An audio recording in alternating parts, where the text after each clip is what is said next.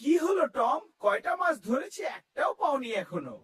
এখনো পর্যন্ত মাছ পাইনি, তবে অনেক বড় একটা মাছ ধরবো আজকে।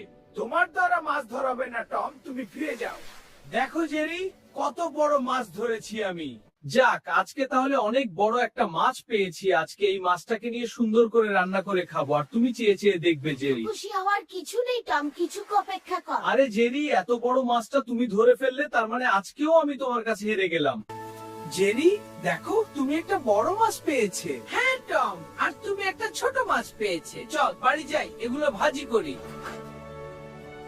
এবার খাই, সুস্বাদু।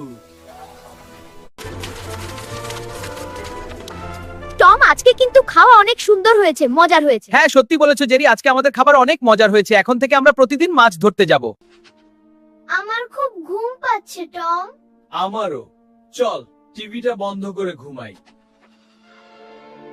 আমি সোফায় শুয়ে নিচ্ছি। ঠিক আছে, আমি আজকে রাতে ঘুমটা ভালো হয়েছে। না যাই তাড়াতাড়ি জেরিকে ডেকে ওঠাই। কি হয়েছে টম, এত সকালে ডাকাডাকি করছো কেন? চলো মাছ ধরতে যাব।